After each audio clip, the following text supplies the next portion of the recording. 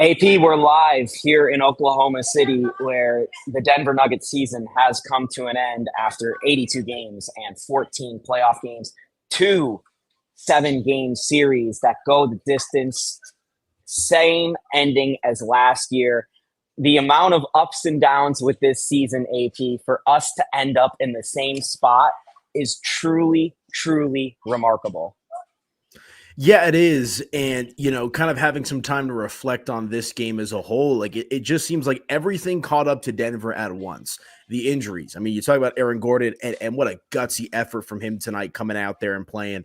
But Aaron Gordon banged up. We know Nikola's been banged up for a long time. He just doesn't get talked about like that. Jamal Murray with the flu. There have been injuries left and right. The shortcomings of MPJ once again on full display, injury or not. Here in a game 7, needed it, didn't get it. And the overall bench and the overall depth of this Denver Nuggets team, it just seems like everything that was wrong with this Denver Nuggets team showed up at some point or another here in this game 7. And frankly, like it says here in the headline, they looked like a team that ran out of gas, came out strong in the first quarter, and then pretty much all OKC from there on. Yeah, same thing as last year. They run out of gas in a game 7. Yep. This year, it was dramatic on defense. I think I had the stat where OKC scored 89 points over like a 25-minute portion of this game. Insane. I'm going to do a couple different things on this podcast. We're gonna bounce around, but we'll get to the post-game questions and what was said. I think Nikola Jokic really quickly mentioning the fact that the teams that have depth win, and the Thunder are one of them, was fascinating because that's one of the things we've been talking about. We're going to talk a little bit about Russell Westbrook because that needs to be a conversation. But I want to start here because we had the potential, and the way this was shaping up, at least in the first 5 minutes, for this to be an all-time Denver Nuggets moment with Aaron Gordon. Yep. He literally put his career on the line in this game. That's how much he believes in his team, how much this all means to him, how much the fans, mean to him, how much the city of Denver means to him. He plays through a grade 2 hamstring sprain, which is no joke. That thing takes like a month to recover.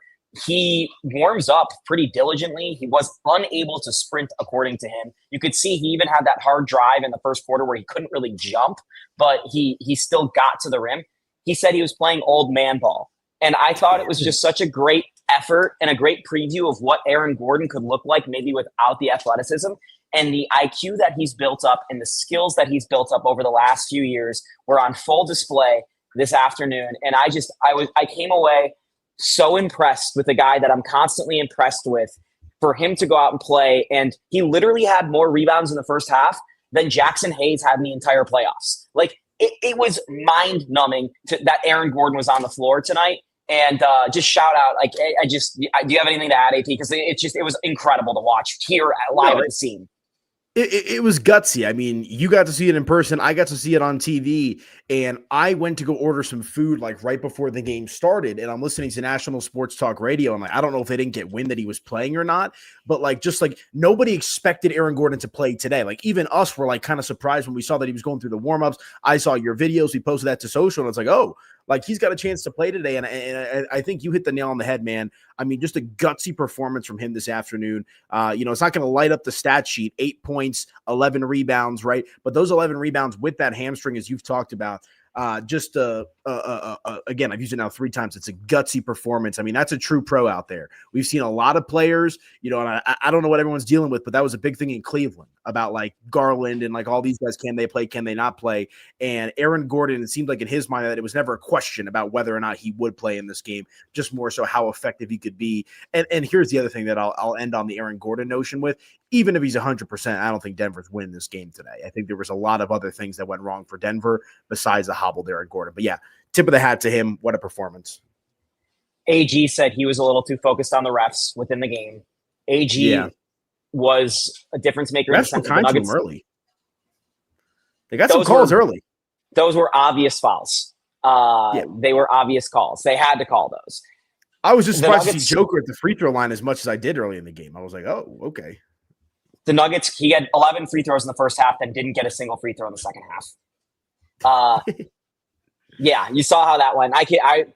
There's going to be some point where I'm going to break on the refs on this podcast, but the Nuggets couldn't rebound without AG tonight. Like they couldn't. And the stat line final on the rebounding was Nuggets +3. They were up early on the rebounds big, and then it kind of waxed and waned throughout the game every time Aaron wasn't in there.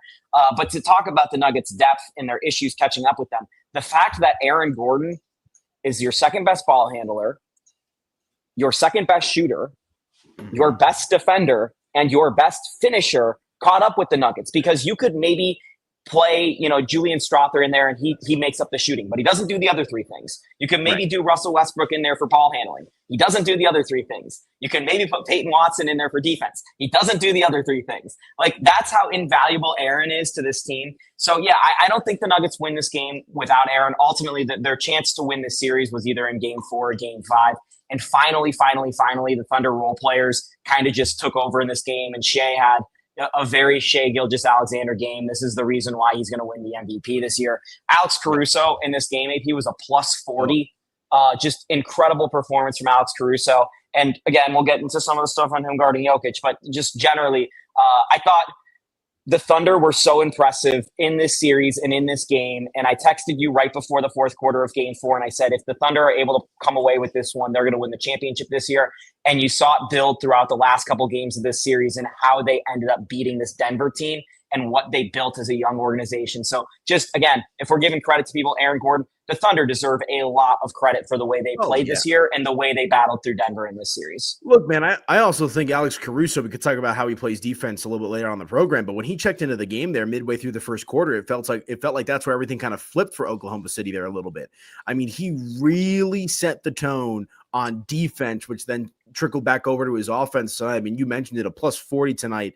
Was Alex Caruso. He's not going to, and I think Doris Burke even said this on the broadcast, like, if you're just looking at his numbers, he's not jumping off the stat sheet tonight with 11 points, 3 assists, no rebounds. But watching the game, I'm sure you saw it with your own 2 eyes, and I saw it on the TV. Alex Caruso really helped Oklahoma City settle into this game after Denver got out to a quick start. Well, the big narrative this offseason with OKC was they're getting Isaiah Hartenstein for when they maybe meet Anthony Davis in the playoffs, or maybe when they meet Nikola Jokic in the playoffs. They need a big. They need rebounding. And then in a game 7 with it all on the line, Mark Dagnall punts on having a big, and he goes Alex Caruso at center. And I thought that was just such a smart coaching adjustment and a ballsy play for the Thunder to finally in this series, because they were so worried about the Nuggets. And I get it, because the Nuggets played so well. But the Thunder got baited into playing the Nuggets game over and over and over in this series because of the Thunder thrived this year when Chet was at the 5, or when they went all 5 wings and they went small. The Thunder didn't want to do it because of Nikola Jokic. They finally just said, bleep this, let's do it this game. And that's one of the reasons why I think they won, is because they got back to their identity. Yeah, I mean, it was definitely like first quarter, it felt like Denver, okay, like they came to play, they showed up. And then from that moment on with Caruso and the adjustments from the coach and whatnot, they were in complete control of the game. And I mean, this game felt over by the time we got to the 8-minute mark of the third quarter. Like I was curious to see how they would come out of halftime. I mean, just a terrible ending of the half. I don't know how to explain, like we talked about how, Oklahoma City was able to play their game, but I don't know how to explain the overall discombobulation that we saw from Denver's offense late in the second quarter. I mean, that really felt like it put the game to bed. Just turnover after turnover after turnover. I mean, how many turnovers did Denver end with tonight? Let's see. 22. Here. 22, and that's they had 7. Be a series high, no? I can go back and look at it real quick. I'm seeing 23 on my end, but 22, 23 doesn't matter. That's too many turnovers. And Denver, again, going back to health, going back to depth, too many turnovers to give yourself a real chance in this game. Denver also beat themselves, but Oklahoma City did a good job of kind of flipping the script on them there midway through the game as well. Yeah, they had 21 turnovers in game 2. So either way, series high. Nikola even said after the game that this game reminded him a lot of game 2. It looked like game 2. Big picture. And again, we're going to focus a lot on this game before we get into offseason stuff on the next couple podcasts. But big picture with this series. Do you feel like the Denver Nuggets lost this series or the Thunder won this series? Because I'm seeing some talk of people that feel like the Nuggets blew the series. I personally do not feel that way. I feel like the Nuggets were lucky to be in this series, and it was a heck of an effort for them to get to 7 games, despite the fact that they blew 2 8-point leads in fourth quarters in games 4 and game 5. They had no business winning game 1. they did that, and that was one of the most remarkable wins in Denver Nuggets history, in my opinion. Yeah, and it feels like to me, just on a complete gut check, it feels to me, despite as good as OKC is, it feels like Denver lost this series. Because to your point, you had those 2 8-point leads going into the fourth quarter.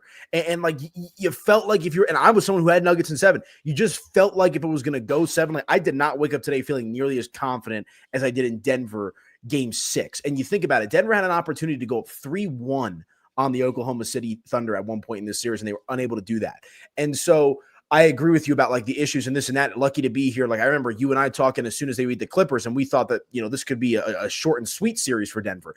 But the fact that they were in it, the fact that Denver had a chance to win this series and didn't do it in 2 consecutive games, and then you leave it up to the basketball gods in game 7, I think both things can be true at the same time. But I think we also need to look at the fact here that Denver was within striking distance to go up 3-1. An opportunity they could have won this game in 5 or the series in 5 or 6 and didn't do it, which I think speaks to the bigger problems at hand. But again, tip the cap to Oklahoma City. I think the Nuggets lost those games for reasons that are very explainable basketball-wise and roster construction-wise. So I don't feel like the Nuggets blew it. And 8 points in the NBA is nothing, especially the way they shoot threes.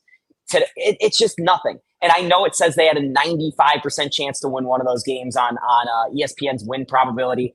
But ultimately, the Nuggets didn't have the horses. They don't have enough talent on this roster to continue to do this to Oklahoma City. So it's no surprise to me that they could compete with Oklahoma City for 39 minutes, but then struggled for the last 9 or last 11 or whatever it might be. So that's no surprise to me, because there's almost one bad quarter in every single game, and it comes when those waves of bench players come into those games. So It's frustrating. I'm with you. I'm frustrated right now. I know I'm not talking like it. I think I'm actually more frustrated about not winning this series than I am that they didn't beat Minnesota last year. I think this was a more frustrating loss, at least in my mind. But in the same sense, I don't feel like the Nuggets lost this series and they lost that series. So I know I'm talking out of both sides of my mouth, but here's my take on it. You blew a 20-point game and 20-point lead in a game 7. And you got smoked in game 6 last year, but you had just won the title. So it was kind of like you still had the championship hangover. It was kind of whatever. And then this year, it was just frustration after frustration. And everyone saw the way this season was going to go once you got rid of KCP and you brought in Russell Westbrook. It was the most obvious thing ever. And then you fire your coach with 3 games left in the season, and it's like the Nuggets are just desperate. And then they found a way to beat the Clippers, who people were saying the second best team in the West. And then they found a way to beat, to take the Thunder to 7, who were the first best team in the West. I'm frustrated because they were up 12 in game 5 and should have won that game. That's why I'm frustrated. But I'm not sitting here telling you that I'm not surprised with the way any of this is. I'm only surprised that it took 7 games for the Nuggets to finally lose to the Thunder, because the Thunder are so good and the Nuggets are not. The Nuggets are not that good. AP, they have 3.5 players. They have 3.5 players. Yeah, Nikola Jokic is being guarded by 3 players in the second half. I agree with you. I think the frustrating thing to me is how it happened, because the fact that it's not like you were down 0-2. Like, you had a 2-1 series lead at one point. So maybe call that false promise if you want. But like, the fact that you were there, the fact that they showed up the way that they did in game 1 and showed that they could hang with them. Look, the Thunder were supposed to win this series, but look what happened with the Knicks against the Celtics, right? The Knicks get past the Celtics and all of a sudden it's like, hey, they could be Indiana. Like, let's see what happens in that series. So I agree with you. And going back to your point about, you said, signing Russell Westbrook and letting KCP go, like, that's obvious. And I think that's why this season as a whole, like, I think there's some pride to take away with how they played against Oklahoma City. But I also think this season as a whole, I don't want to come out here and rip them and say it's a colossal failure. But to your point, it's extremely disappointing, because this, to a certain extent, almost was the expected result. And let's take the emotion out of it of getting a game 7 against Oklahoma City and having a chance and winning game 6 and beating the Clippers in 7. All that stuff was fun. But you knew on paper in January, in December, March, insert regular season month here, that this team was missing something to go on a run. And the way that I look at that is another wasted year of MVP level play from Nikola Jokic, and back to the drawing board this coming off season to try to revamp this roster and revamp this team a little bit. And I think that's the big frustration for me, is the writing was on the wall with this outcome 2 weeks into the regular season. Even more so, not even regular season. You can go back and find it on Twitter, because I did a whole thing on this. I did an article on denversports.com about it, if I remember correctly. I said in this article, the Nuggets don't have enough ball handling to beat the Thunder's defense. The night they traded for Alex Caruso, they do not have enough to break the OKC press. They do not have enough ball handling. And that was based off of what happened in Game 7 last year against Minnesota. In the first two games that they lose at home, the Nuggets don't have enough ball handlers. And it became very clear because of Jamal Murray's calf strain and KCP's little issue that he had, who wasn't a great ball handler anyway, that the Nuggets did not have enough ball handlers to beat a team that was going to pressure them throughout the postseason up the court. That was a problem. What did the Nuggets do this offseason to alleviate that issue? Let alone KCP. What did they do to alleviate that issue? Nothing. They got Russell Westbrook. AP, Russell Westbrook in this game had 4 turnovers, okay? Yeah. In the game, the last couple games, he had 4 turnovers in Game 6. He had 2 turnovers in Game 5. And this is how he finished shooting the season. 2 for 12, 1 for 7, 3 for 8, 2 for 7. So not only can Russell Westbrook not shoot, he can't dribble. He can't make the right reads. So why is he on this basketball team? He's a minus 92 in the series, AP.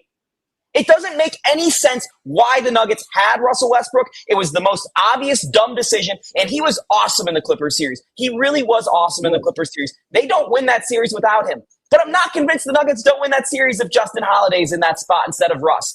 He was a disaster in the final parts of this series. I don't know how much the Ramona Shelburne article may have affected him with, the rumors about Aaron Gordon. He is a human after all. I get that. But from the day Russell Westbrook was rumored to have signed with the Denver Nuggets, it was very obvious how the season was going to go. It was going to come down to Russell Westbrook in the corner with wide open threes, and if he could make them, the Nuggets would win the series, and if he couldn't, the Nuggets would lose. He made them in the first round. He didn't make them in the second round, and the Nuggets are going home because of that and his inability now to control the game with his turnovers.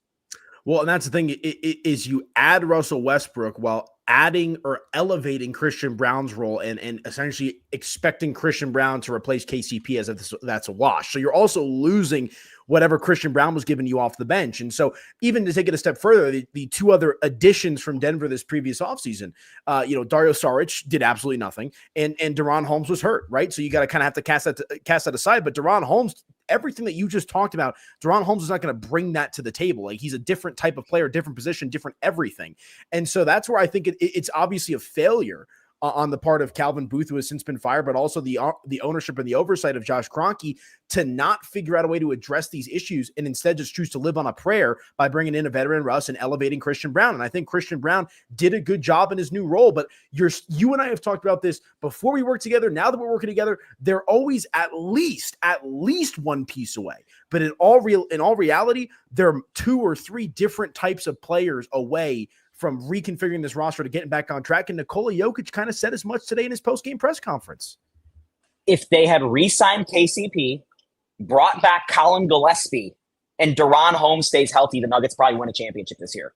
Yeah. And those are not 3 crazy what ifs. Like, I'm not even saying they went out there and trade for Luka Doncic. I'm telling you, they re-sign a guy for the minimum and Colin Gillespie. They do what they should be doing and go into the second apron for KCP. And then they get some luck with the Deron Holmes thing. Maybe even Vlatko. If Vlatko doesn't get hurt early on in the season and that derails his entire season. Maybe if Julian Strawther doesn't get hurt. Like, these are not huge what ifs. But Aaron Gordon said it really well today about just the injury luck. People say that the Nuggets were healthy and yada, yada, yada. Literally, the Nuggets starting forwards had 6 working limbs by the end of this series. They were playing every other day going back to April 29th. Aaron Gordon's begging the NBA in his post-game press conference for more days off. He's completely right. Why do we just all of a sudden condense the most important part of the basketball season into like a week and a half? Like, what the heck is that? I do not get it. Is TV really that important? They didn't even have a game yesterday on Saturday. Like, I know it's the WNBA's day, but like, you're not going to put one game on that day. And now the Knicks don't even start till Wednesday, and the Nuggets would have started on. I don't understand what's going on with the TV thing. It's ludicrous. But the injury issues, and I think this does not get talked about enough. 2019-20, the Nuggets' first real chance, in my opinion, in the Jokic era to go through. They needed to take those losses in 2018-19 when they, ended up losing to Portland. So 2019-20, they go in the bubble, and obviously everything's messed up. They don't have Will Barton, and Will Barton was a starter on their team for most of the season. No one ever remembers that. They didn't have Will Barton. And Gary Harris missed a large portion of the bubble too. Next year, they look like the best team in basketball after trading for Aaron Gordon. Will Barton's playing well. Jamal Murray goes down. That's the end of that. And they still found a way, by the way, to win a playoff series without Jamal, which is just incredible. Marcus Howard was out there hitting shots. Just incredible. The next year, no Jamal still. Michael Porter Jr. goes down. Brutal. It was quick. We got the Bones Highland game in the Warriors, right? Yep. Next season, they win the championship. It was short work. Easy. They just rode to the championship. And granted, the West was down a little bit that year, so that helped them rest guys at the end. And that's one of the big benefits Oklahoma City had going into the series, is they hadn't played a lot of basketball. They had played, going into the series, Lou Dort had played as many games in the last month as Nikola Jokic had in the last 6 days. Like, it was insane. Moving forward, the next year, coming back off the title, they're healthy, but the guys are tired. And they're one player short after losing Bruce Brown and Jeff Green. They were one player short, and Christian Brown didn't take the leap yet. And they had a lot of faith in Peyton Watson, but Michael Malone didn't, and he was right because Peyton Watson still has not proved he's an NBA player, even though I like him and he's athletic. I'll keep saying that. They didn't have enough players. They're one player short. They lose to Minnesota. The guys are tired. You go into this offseason. You say, we're going to run it back basically with everyone but KCP, and you end the season with MPJ without a working shoulder and without, Aaron Gordon having a working leg. So the injury aspect of this window, it has been so unlucky. Boston has the most unlucky injury ever right now with Jason Tatum, the Achilles injury. But Boston has had its guys healthy for 8 years, and they've constantly been in the conference finals. The Nuggets have not been afforded that opportunity. I don't know if that's something about the training staff or it's just bad luck. I don't know what it comes down to. But it's something that will not get brought back up in the Nikola Jokic era. We're going to talk about the star stuff, but the injury stuff is a huge what if as well. And to me, this what if what if Michael Porter Jr.'s arm was working in this series? I think the Nuggets win it in 5 or 6 if Michael Porter Jr.'s arm is working because he could not even sleep. He admitted that to me today. He said, my shoulder was in so much pain. I sleep on my side and I couldn't sleep. So maybe he could shoot some shots in some of the games, but his whole body was messed up, man. Yeah, and I think there's a larger conversation to be had with Michael Porter Jr., and I think it makes that conversation a little bit difficult because of how hurt he is and has been throughout the entire course of the season. But we're going on a couple years now of just too much inconsistency for championship standards from a guy like MPJ. And honestly, the problem is not MPJ, it's what you're paying MPJ to be. And I'm not one that likes to bring up money, this and that, but he is, when you sign him, a max contract player. And the fact that you can't, I understand, but you need more. That's not, I don't think I'm crazy for saying that. You need more, Jake. I think it's irrelevant if you look at the way the NBA cap structure works. You can either have MPJ for that much money or you don't have anyone and you would still be over the cap and you wouldn't be able to get anyone. Yeah. Like it doesn't work that way. So, and there's guys that are far worse than him making much more money, whether it be Ben Simmons. I think Brandon Ingram's not a better player and he makes more money. And I'm not just pointing out the worst contracts in the league. You think MPJ is better than Brandon Ingram? I do. That's insane. Insane. Brandon Ingram's not very good. They're very similar. Save that for our off-season acquisition show.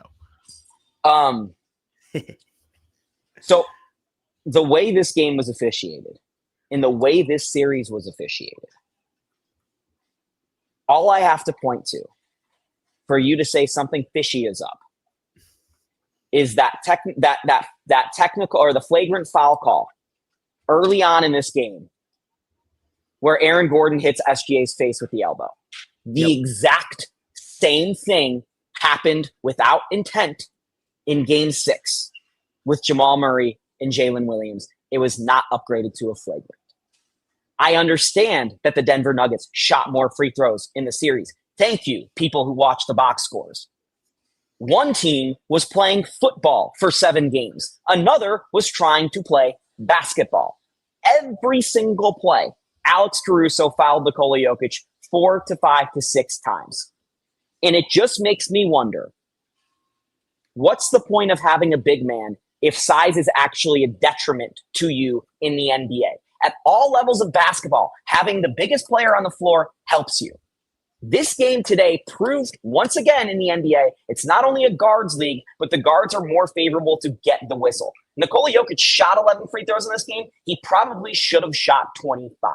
He was fouled so many times. The Nuggets came up on the short end of the whistle. I don't know if they really win today's game if the whistle goes their way, but I'm certain they win the series if the whistle was a little bit better towards them. And call me a sore loser or whatever, but I've been watching the Denver Nuggets basketball team for over a decade, AP, and I do not see any other team get hosed like this. I do not see any other star player officiated like this, and it's extremely frustrating to watch 6'4" Alex Caruso drape himself like a tree on Nikola Jokic and just say, oh, this is how I'm going to guard you, and no one's going to call it. And when I elbow you in the kidney and you fall down, it's a flop. Try to get elbowed in the kidney by someone. It's not fun. So I found the officiating ridiculous the entire series. You can go to my Twitter for all my references of it. People will call Jokic a flopper, but Jokic probably should do more flopping because it's the only time he ever gets calls. And he was completely justified. And it's people talk about the shooting fouls and stuff, but it's on every rebound too. And Jokic is one of the best rebounders in the league, and he's being dragged down by 2 OKC guards on almost every single rebound. And partially that's because all those players are starting from a lower position because the Nuggets don't have any threats to shoot. So Jokic has a harder time offensive rebounding, but you shouldn't be able to box out a guy by bear hugging him with both of his arms tied behind his back. Like, I don't know what the heck we're doing out here. No, I mean, and I hear you and I don't disagree. I just think, to your point, I've been watching Denver Nuggets basketball for about as long as you have, and that's just kind of the norm, that it's like we can scream about it, we can yell into the YouTube sphere about it, and nothing's going to change. And I guess my thing is, like, were the refs great tonight? No. Like, I thought Jokic got some calls early, as we talked about, but they were fouls indeed. But I just think there's a number of other reasons as to why Denver lost the game. I mean, I think the number one thing that kind of sums it up, we hit on it briefly, was the turnovers. I mean, 23 turnovers that resulted in 37 points for the Oklahoma City Thunder. The flip side of that is Denver forced 10, and that resulted in 7 points for them. So I'm looking at that. I think the injuries, I hear you. I agree with you. I just don't think the refs screwed Denver out of a game today. That's not how I feel personally. No, I think they changed the series, not the game. Yeah, I can agree with that. I can subscribe to that thought for sure. But again, 2 fourth-quarter leads of 8 points each in games 4 and 5. It is what it is. You should be good enough any given Sunday, any given day, whatever it might be, to beat the opposing team and the refs. As it pertains to today, I don't think that was the case. And obviously on the court, they were sloppy, 125-93. It's well, and then the other thing, AP, is and you mentioned the points off turnovers, but the Thunder were awesome in transition in this series too, because of points off turnovers. The Nuggets were the best transition team in the NBA this year, and that just completely disappeared in most of the playoffs, and again tonight. And I know they were tired, but I thought they came out the first few minutes looking like they had the legs and they looked like they had energy, minus AG, who's playing, quote, old man basketball. Who looked pretty good for having only one hamstring. Yeah, and Christian Braun played really well at the start of this game. And when Christian Braun normally starts like that, it's a positive. But there's one person we have not talked about yet, and he had an atrocious game. And you're going to hear a lot of question marks about him as being Robin moving forward, even though he's been Robin on a title run. And that's Jamal Murray, who was bad. He was just straight up bad today. Jamal, I thought Jamal had a really good postseason in general, AP, but the way it ends, and people will talk about it, and compare it to Game 7 against Minnesota last year. People forget that Jamal Murray scored 30 points in that Game 7 against Minnesota last year. It just happened mostly in the first half. But the Nuggets season ends tonight basically because Jamal Murray never gets it going, and he shot horribly. And part of this is because all Oklahoma City had to do was pay attention to 2 players in the Denver Nuggets. It's Joker and Jamal. And Joker is a level of greatness where it doesn't matter how many players you send at him, he's still going to get his numbers. Whereas Jamal, he's not the best at beating a double team. He's not the best at beating a contest unless he's the hottest he can possibly be. And it's a major reason why the Denver Nuggets are going home is because Jamal was not more efficient and effective today. Yeah, 13 points for Jamal, 6 of 16 from the field, 1 of 8 from 3. I mean, just not good enough. I think you nailed it. 1 rebound, couple of rebounds, a couple of assists, 3 steals along the way and a block. And, I think there's something you said that intrigues me. Jokic is good enough to play with, when he's being double teamed. And there's a reason why he's an MVP. His talent transcends everything around him. Jamal Murray is a really good player. An elite player at times, but 9 times out of 10, he's a really good player. And I think going back to roster construction and shooting and this and that, that's another guy that I think will benefit tremendously. Obviously, all the focus on Nikola Jokic, but having other scoring threats, other ball handlers around Jamal. I think, I even just think back, and Bruce Brown is always the ultimate example, but you could bring Bruce Brown in off the bench. He could shoot, he could score, he could defend, he could bring energy. He just did it all. And so I think Jamal is actually the one player whose game suffers the most by the overall current construction of this Denver Nuggets team, just because you can't expect him to turn it to levels 3 and 4 like we do with Nikola Jokic. So he was not good enough today. No ifs, ands, or buts about it. But again, I think there's plenty of flaws, injuries aside, on this roster that would have prevented them from going on a deeper run had they even gotten past OKC potentially. So a couple things that stick out to me in the box score and just stick out to me in general. We talked about Russ, but I just looked it up while you were talking. Russ, when he was on the floor, the Nuggets offense was 66 points per 100 possessions. When he was off the floor, the Nuggets offense was 114.8 points per 100 possessions. Mm-hmm. The Nuggets offense on the season was around 121. So the Nuggets offense without Russ was about what you'd expect in a Game 7. The Nuggets offense with Russ wouldn't win a YMCA game, legitimately.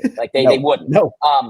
Another thing that sticks out to me, AP, in this series, and if I literally can't believe I'm saying this, 7-game series, Nikola Jokic didn't have a single game with double-digit assists.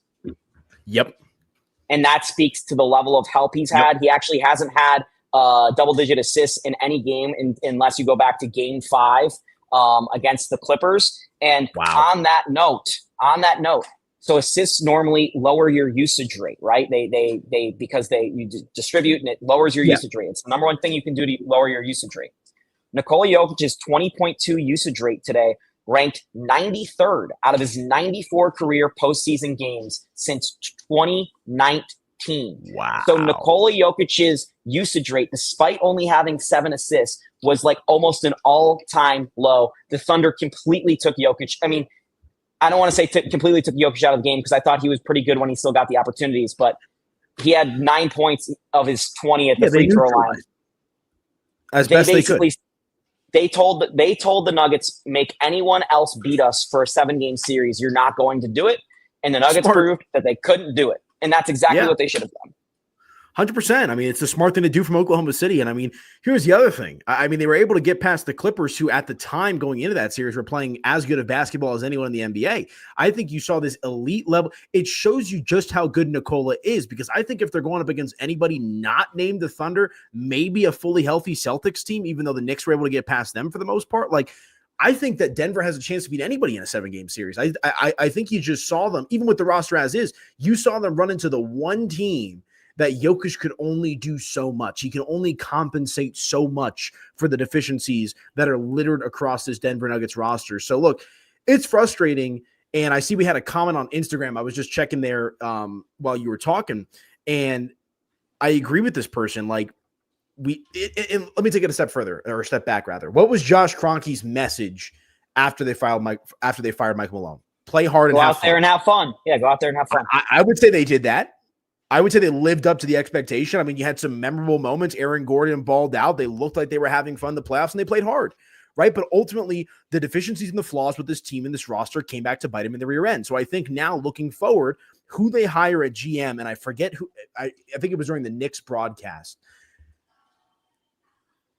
executives in the NBA have started to become like executives in the NFL, where the head coach in the NFL is very important, but it's all about like the Eagles. They love to talk about Howie Roseman, and he's this draft savant and this and that with the trades. Executives have become so important. You're hearing the praises for Sam Presti because of what he's done in Oklahoma City. Denver cannot afford to go out there and hire a random guy off the street for the cheap. They have to go get an architect, somebody that's going to be able to put this roster back together and go out there and compete with Nikola Jokic in his prime. I just think this, to an extent, as frustrating and as fresh as it is, felt like a foregone conclusion. I don't think Denver was winning the championship this year. So now we've arrived at where we all thought we would. How is Kroenke and co going to address this offseason and try to get this team back in championship contention? I know the Nuggets are limited on assets, and we'll do the whole postseason podcast. They're limited on assets. The trade pieces are hard. But here's your pitch as the GM to come here. You have to find a way to put a better team around this guy who right now, after 2 rounds of the NBA postseason, first in points, first in rebounds, first in assists, first in steals, first in stocks, steals plus blocks, first in double-doubles, first in triple-doubles, and first in field goals. You have to just find a way to get that guy a little more support. Oh, and he's not a diva off the court. Like, he's a fun guy to work with. Like, it's the most attractive your front office and head coaching opening in the NBA. It's ridiculous. It's going to be interesting. It's ridiculous that the Nuggets have by far the best player in the world, and it doesn't matter because it's a team sport, and they don't have enough guys to shoot threes, and they don't have enough guys to dribble the ball. These are very simple things. We're not talking high-level basketball. And, so I think a frustrating and predictable end ultimately to what was a frustrating Denver Nuggets season that I think left me with more highs than I expected given the last couple of weeks and where we were just 6 weeks ago with firing Michael Malone. It's a very weird way to put it, but this is probably the column I'm going to write for Denver Sports tonight. It's ultimately an unsuccessful season because the Nuggets didn't win, and yet it was the most successful, unsuccessful season that you could possibly have. Yeah. Like, it was. It shows you how close you still are. It shows, like, you're I right think, there. and I'm gonna tease it, and we'll talk about it on a future pod. But there's 2 things that the Denver Nuggets could do this offseason. They could go out and try and trade for a star, or they could go out and try to add some pieces around the fringes and get some bodies to help the core. And I think that this playoff run and the way it happened justified each. You can say after this game, Game 7, the Nuggets don't have a good enough number 2 option. Look at what Jamal Murray was. I get you if you're saying that. You could also say throughout the course of the series, man, if the Nuggets just had one more body, they'd beat OKC. So you could go with either take. I don't know where I'm lying yet. I need to see how I wake up and digest this game and everything. But I've gone back and forth on that one a million times. It's something me and you are going to go back and forth on, something we're going to talk about on 104.3 The Fan for the next couple days, I'm sure, in all offseason. But it's definitely going to be hard to watch the rest of these playoffs knowing that the Nuggets have gone home. And it's the start of an offseason, which means for Nikola Jokic, he's going to be drinking a lot of beer in the next couple of days, according to Nikola Jokic. That's what he said. Big shout out to Aaron Gordon for all he played through this year, not just through Game 7. He was very emotional at the podium, almost started crying, talking about his brother. I cannot imagine what he went through this season. And I'm going to have a lot of reflections on this season. It was the most bizarre season of Denver Nuggets basketball that I have covered so far. Same. And ultimately, you fired the winningest coach in franchise history and the best coach you'll probably ever have, and somehow it was the right decision. And now we have to figure out the number 1 agenda piece, and we'll talk about it right now. David Adelman. Is he the coach moving forward? Aaron Gordon, very strongly supporting him. Jamal Murray, supporting him. Not as strongly, I would say. Michael Porter Jr., strongly supporting for him. Christian Brown, advocating for him to get this job. Nikola Jokic, saying he did a great job, but wouldn't comment on his future. AP, if you're making the decision tonight, Josh and Stan Kroenke, I just saw them walk out of the building about an hour ago. Are you feeling like David Adelman should have this job? If I'm the one making the decision, if I'm Josh and Stan, I'm saying no because I don't know if I want to be the person to make that decision. I want my GM to be the guy to make the decision. And I understand that I think Adelman coached his rear end off. But ultimately, they ended up exactly where they finished last year. So it's not like they took a stride. Maybe it's surprising that they got to the second round. Surprising that they managed to go 7 games against the Oklahoma City Thunder. But I always default when you have Nikola Jokic, all things are possible. Look, I think you asked me this after the Game 6 post-game show as well. And I said, if he got to the Western Conference Finals, I'd say I wouldn't even give him the job at that point. I'd say he'd be a significant front runner at that point. Has David Adelman done enough to make himself the head coach? I think he's done enough to make an argument. Would he be the guy that I hire blankly, now that the season's over? No. I'd like to take a deep breath, cooler minds prevail, go on vacation, drink some beer with Jokic, and look at my options here a little bit. But I do think David Adelman will be in the running. But am I running to hire David Adelman after this playoffs? No, I'm not. And I think Jokic is reluctance to comment on his future, I think, speaks volumes, because that's the guy whose opinion who matters. He said it was above his pay grade, Aniello, and then laughed because we all know what he gets paid. Yeah. But Jokic said a lot of things tonight that were really interesting about. Can I say one more thing real quick too? The one thing that I don't want is to hire Adelman. Like let's say that they hire Adelman before they bring in the GM, and then they fall short next year, and then Adelman gets canned because of that. Because then I'm like, well, now we just wasted another season. Like that's kind of where I'm at with that kind of thought process as well. I just think that this is the most important offseason in the history of Denver Nuggets basketball, that you need to almost take your time. Don't take all the time in the world, but think this thing through. And while I think Adelman did some good things here in the heat of the moment, despite the loss in Game 7 that you liked, I think you need to take a step back for a few weeks, get your GM figured out, and then look at the head coach. I think it's very interesting that we have not heard anything about the general manager search. It's not been a rush for the Nuggets because they don't have a draft pick, but that's something that they should have had in line for, this week, for whenever this week was going to happen, because I'm with you. I want my coach and my GM to be working in tandem. I saw what happened when the Kroenkes hired Brian Shaw ahead of them hiring Tim Conley. That was a disaster. Yes. And I do think that the Nuggets are going to make a decision on a head coach before they make their decision on a general manager. However, there's a high chance in my mind that one of the people that already work here, or someone who has maybe worked here in the past, might be in that general manager slot. So it might be someone that has a familiar relationship working with David Adelman. Maybe. On David, I'm not going to say you lose the locker room, because that's not right. But I think you are going to have a very hard time bringing in another coach right now, because, and I know a lot of players do this after the interim comes around and makes strides, and, you fall in love with the interim guy because everything changes. These are veteran players that are talking about this, that want to win, that are so close to winning, and they all thought David Adelman did a great job. Aaron Gordon's going to bat for this guy. And I think that says a lot. And I do not want to ruin a locker room that was already so fragile that you fired your coach and GM. I don't want to make it any more fragile going into next year with a new coach, perhaps. I also don't know who you're hiring that's guaranteed to be better than David Adelman. He just had a 14-game playoff run with Nikola Jokic in this core. He knows what works. He knows what doesn't work. He has more experience coaching Nikola Jokic than anyone not named Michael Malone, and the coach of the Serbian national team, but not as many big games as David Adelman. I'm not going to fault him for rotation stuff.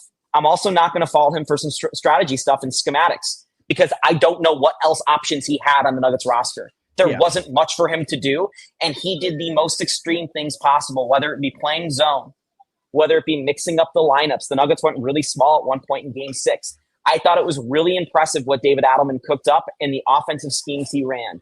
You know that you will be a very successful team if David Adelman is your coach. You know you have a chance to get past the best team in the NBA, the Oklahoma City Thunder, if David Adelman is your coach. Can you say that much if Mike Budenholzer or Frank Vogel or one of these veteran coaches is your guy? Or all of a sudden, are you worried about risking losing Nikola Jokic because you get pissed off that that guy is here? So I think it's a very fragile situation, both with the coach and the GM. And I'd have a very, very, very hard time moving on to David Adelman from the Nuggets position. I think that going into this, I thought, hey, it's a rookie head coach. He's in a really tough spot. It's a 30-plus-year-old superstar. I came in, even though I thought David Adelman would be a good head coach at some point in the league. I came in thinking, I don't know if I want him to have this job. He completely won me over in the 17 games he was the Nuggets head coach this season so far. So I would like to see him get another chance, because I think that this staff in place with the Denver Nuggets has been highly successful. They ultimately just needed a new messenger from Michael Malone, and that was the problem. And I think that's fair. Like if David Adelman is the head coach come Game 1 next season, I'm not upset. I'm really not. I just think you need to take the time to go through the due diligence and make sure that you're making the right choice, because who's to say another guy that checks off a lot of those boxes, and I understand that maybe it's not as familiar presently to some of the guys, but one name that's been out there. What about Mike Nori? Some guy that's had a lot of relationship with Nikola Jokic. They have a great relationship together. Knows Jamal Murray, right? The assistant coach for the Minnesota Timberwolves. So I think I don't think they have to go take a swing at a Budenholzer or a Vogel. Like, they don't have to go down that route. I'm just saying, like, if you're going to hire David Adelman, you better have checked off all your boxes on your due diligence process along the way. That's really my whole thing. Mike Inori and Chris Quinn are the only two names that I'd be really happy about that are first-time head coaches. But and going into this process, I thought, hey, both of those guys could do a good job. After this playoff run, I'm going, well, what's the point of hiring a rookie coach when you already just had a rookie coach and he got you to the second round in the Game 7 with the NBA best team? So you have so much more experience. The other thing to bring up with David Adelman is he's been the offensive coordinator for years. You have the best offensive player in the history of the NBA based off the season he just had. He has been very successful in his role, and he deserves a promotion, whether it be here or somewhere else. And if he is not the Denver Nuggets' next head coach, he's going to be a head coach somewhere in the league next season. All right, I want to give a fabulous, fabulous shout out to our amazing sponsor, Mountain High Appliance, for sending us here. I'm also going to give a shout out to all the people saying that Jake Shapiro was right. It is great to feel like that. So shout out my guy, Enigma the Gray Man. Great commentary from Jake. Thank you, Kim. Appreciate all you guys for following us through this run. I saw all your comments, APC your comments. So thank you for following us through this run. We've done a lot of podcasting here lately. Our next show will be Tuesday afternoon. We're going to go back to our normal time for now. Not exactly sure what the offseason plan is, but for now, the next week at least, we'll be podcasting on Tuesday and Thursday at 1 o'clock. It goes live at 2 o'clock. Shh. I didn't say that. It goes live. We don't tape it. It goes live at 2 o'clock on Tuesdays and Thursdays. So we'll talk to you on Tuesday on the Mile High Hoops podcast, unless there is a press conference, which there might be. So we will talk to you either way, some point Tuesday and some point Thursday. We will get you prepped for the off season if you still want to stick with us and hear about basketball. I appreciate all the growing we've done. And I also want to give a shout out to my guy, Zach Bai, because it's been a total pleasure to do his podcast all year. And I really have been thrilled and honored that he gave me this opportunity to carry on his great property. And hopefully we continue to do that more into the future. So AP, thank you for joining me through this run. It was much needed support. I was solo for most of the year. Love it. The week I was super sick and couldn't talk and needed Will Peterson to help me on the podcast because I couldn't talk. That was a fun week. So I really appreciated my first season doing a Nuggets podcast almost twice a week and then almost daily here lately, after doing a Rockies podcast with you and others for so long. It was really fun to talk hoops. So appreciate all you guys. And again, we'll talk soon. Peace out.